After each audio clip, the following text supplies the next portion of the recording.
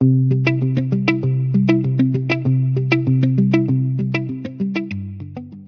you guys, last year around May, I remember I've been keeping notes on how things have been going every year, and looking back, May was a little more difficult. I think we were antsy to be done like everybody else, and I think we were more burnt out than I thought, and I'm not sure that May was really helpful other than the testing week. So here are some thoughts that I wanted to kind of pass to you guys of what I'm thinking about mixing up May, really completely switching it from everything that we're doing now to something completely different, both the routine and the books. So here are some thoughts. I want to focus on core, tighten up and drill down. And then I want to, because it was the month of May, but I think I'm going to do it the first week of June. I want to simulate college where the last thing you do is you test, and then your last exam, you're out. You pack up and you fly home or drive home or whatever. There is no extra. There's no other week. Last year I had a testing week and then we had one more week. And it really kind of threw a wrench in things because, well, we were sort of done, but it just didn't feel right. I think the tempo was off. So I want to fix that. In May then, what I want to do is drop most of the stuff that we are doing because we will have done enough. We really will have done enough. And then really focus on our core and simulate that month. Make it a simulation of what it's like to study for exams, not cram for exams, as I know we all have done. We know what that feels like. What I want to show Morgan is what it feels like to study for exams, to begin early, to prepare. And I think this will help us get some rules down. It will help us review and remember the grammar that we had last year. And my last video of fourth grade explained why I liked testing and how that went for us. But really what I wanted to mention here is that testing doesn't just help Morgan. It helps me a lot as an educator and somebody who's coaching Morgan to learn. It helps to show me where she might be weak, but also if she's weak because I didn't teach it or I gapped it. It's never too late. Testing is not the be all end all. It's not oh, here's your final grade. You really screwed it up or you did really well. Somebody explained it to me as like golf. Testing is just the ball. It's a minor instance in the full swing of things. And that's how I like to view testing, so that it's not just her final outcome of the year, but her progression towards something else. There's no finality of it. And then I use it to make sure that I relook at my stuff and see where I am and what I need to make sure that I do for the next year. This also helps because there's no stress with testing. Morgan has never experienced stress with testing. In school, they were fantastic about it. When I was helping them with testing a few years ago, it was great to see how the teachers did it and how calm the children were. The whole testing experience was geared around making it a low stress occasion for the kids, and Morgan's always enjoyed it. So she's looking forward to testing, and therefore I think it's really cool that that's the last thing that we do, and it's the last thing that we're working towards before we break for the summer. So I'll flip the camera around and walk you through our calendar for what we're looking at for testing and in the month of May and how we'll do that. The books for study that I purchased recently, and what we will focus on, which parts of our core, what core. And then there will be no extras in the afternoon. We usually do a main lesson. We usually focus on some kind of unit study, and that's going to be wiped clean, and we'll only use all of our school time for those core things for testing and see how we do this year. And if it works, then we'll replicate it next year, or we'll do something similar and tweak it a little. So I'll turn the camera around and we'll see what we got. Here's our calendar, and by the time we get to May, we should really have been finished with all of our unit studies and main lessons, and May will be open for test prep. And here I had planned to have testing here at the end and then the last day of school here. What I think I might do, and I'll show you this is our actual attendance sheet. I had testing here in the last week of May, and I think what I'm going to do is use the whole of May for fun test prep and focusing on our core and doing some ELA revision. And then moving testing week here in June. I talked to Morgan about it. She absolutely doesn't mind. She knows that test week is a pretty easy week. It's all we do is test. And when she's done with her exam, she's done completely. We will probably use the same exact exams that we did last year. And with the exception of one, there was one on phonemics that we don't need this year. That was for, I think, younger grades. We'll go ahead and use the same Stanford 10 testing. And I think the Adam K-12 for math. And I think there's another one, the Dora for reading. So we'll do 3 sets of tests, and I believe those will span 4 days. So probably what we'll do here is testing Monday, Tuesday, Wednesday, Thursday, and then Friday, that would be, what is that day? The 6th of June will be our last day celebratory cleanup day. Nobody ever does school on the last day of school anyway. With that, I think I'll start with ELA because I don't always cover ELA topics outside of reading. And this is, I have to thank the Mama Librarian for this. She had bought a RightSource book and reviewed it and did a flip through. And I was really attracted to the style of the book and what was in it as well. And so I purchased this. This is for 6th grade, and I have a couple.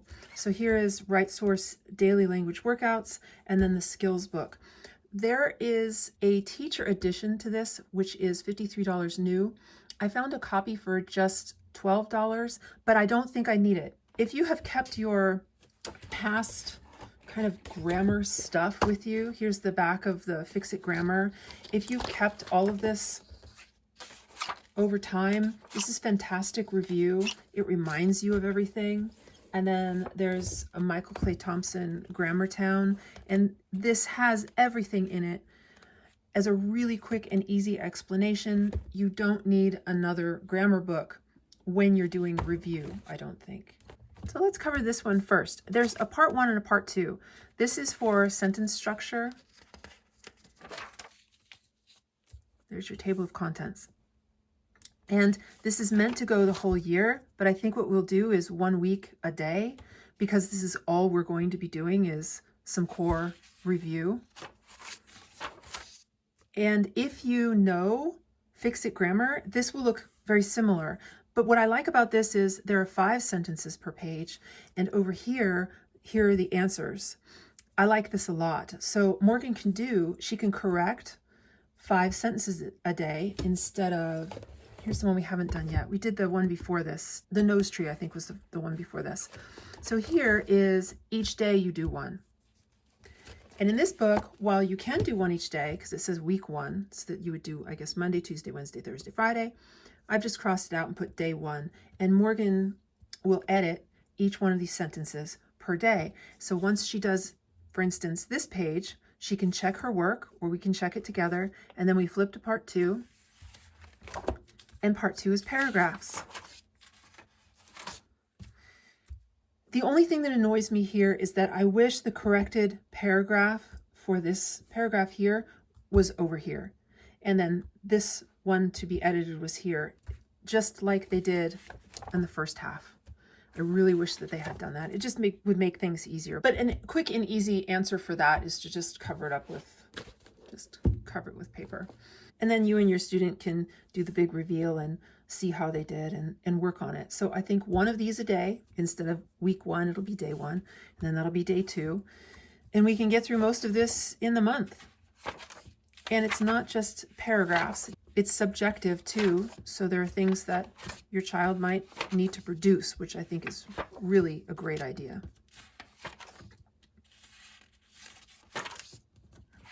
Here is the editing and proofreading practice. There's some similar things about it, but what I like is that unlike Fix-It Grammar, where it gives you what you have to find, and this is the instructor one, so here are all of the answers. It tells you how many you have to do, so you can check off and say, well, maybe I forgot a verb. So here's the one word that I didn't identify, and therefore it must be the verb, without actually thinking about is it or is it not the verb, or whatever part of speech. Here is just a little bit different. It's a bit more subjective. If you're just starting out and you don't have any rule books, then I would suggest go ahead and get the teacher edition to this. It's probably pretty good. But here, every single thing would be a review. And while we haven't done Grammar Town yet, this is still on my list to do. I love that here is the rule book. And this is, Morgan can very quickly, very easily look it up. We also have Lessons for the Well-Trained Mind, the grammar book. It has all the answers or the like review if you need to quickly understand what a preposition is and you forgot. But it's harder to find for a kid because the book is really, really thick. And this is much smaller and very easy to flip through and quickly find kind of a review page. That's exactly what I'm looking for. I don't want this to cause a lot of trouble or to take a lot of time. I want it to be review. So we're going to use Grammartown along with Right Source. I think they pair really, really well together. And then, of course, we do have, we're not going to do this in May, but we have the practice for this, which I think once we've done this in May and used this, Morgan can very easily reread this herself in the 6th grade or any grade and begin to break out the sentences here and annotate them.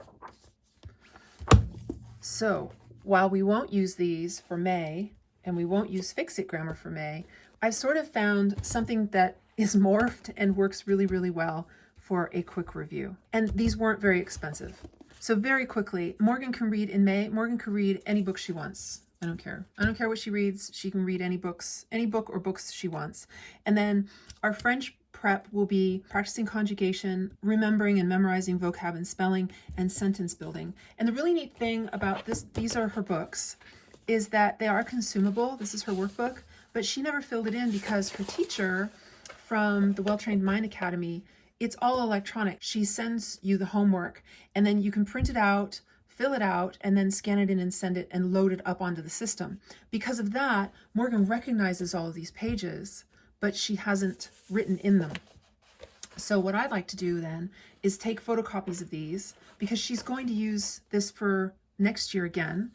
The reading part's done and the French part's done. Now just math. And I like to bring this out because this is really handy and helpful if you don't remember yourself or if your kid wants a quick review. You can find the subject and sit and read it together and then do the work. And these have really helpful visuals. This is Pepper and Pine's mental math for grades 1 through 3. And this one is 1 through 3, and we've purchased grades 3 through 8, I think, or 4 through 8 next year. We are loving the mental math, and we're going to keep doing it no matter what. Morgan likes these a lot, and I like these reviews. So we have long division, multiplication problems, multi-digit, division. We're already doing this. So every day I ask Morgan, what do you want? She just finished one book. But now I just ask her what pages does she want to do? Which front and back page of what does she want to practice?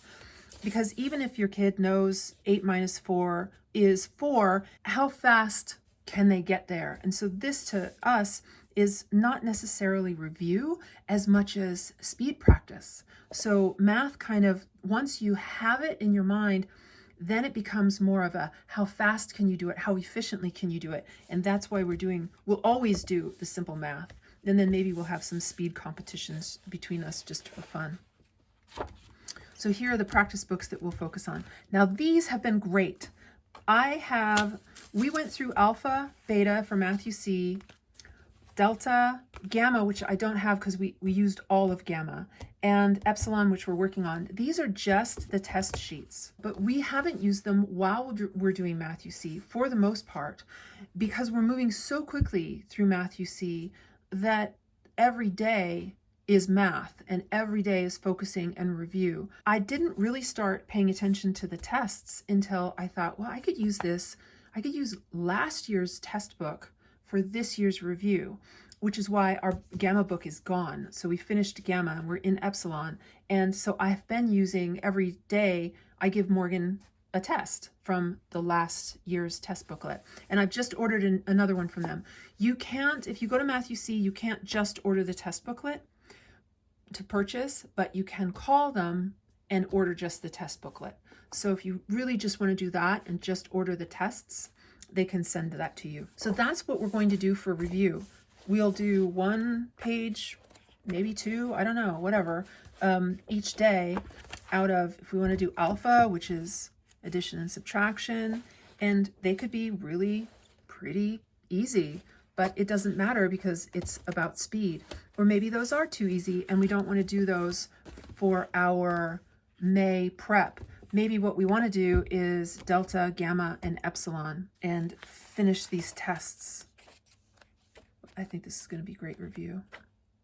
Some of you will remember our spelling book. We've tried a lot of different things and lists, and memorizing words that Morgan isn't currently using doesn't help her remember them long term at all. And what I've been doing is pulling out from her creative writing book the words that she uses in really good, robust vocabulary higher than her grade is misspelled, and we put that into her spelling book. She learns better by learning to spell the words that she's already used rather than learning from a list. That's the way it is. And so we'll continue to practice her spelling through her spelling book in May. And I believe that that is quite helpful. Now, one thing she's really good at though, is if given a multiple choice, she can show you which word is spelled right. She has a hard time coming up with it on her own. So I think this is easily remedied over patience, consistency, and time. And then we have word ladders. Who doesn't? We love them. They're fun. And we have not gotten to mind benders yet, and I want to do these with Morgan for fun. So maybe on Fridays we'll do one each and see, correct each other's work or something. Why not? May's going to be more fun than it was last year, and we're going to do a completely different day routine and low stress. We're kind of low stress around here anyway, so it'll be fun. Let me know if you guys do anything similar or different. It could be really helpful to not just to me, but to many other people. When you write comments, I'm not the only one reading them. So you are sharing to many other people when you write those comments, and I really appreciate them. I've changed curriculum, and I've changed ideas and schedules based off of what I hear and learn from you as well. And that's what this is all about. See ya.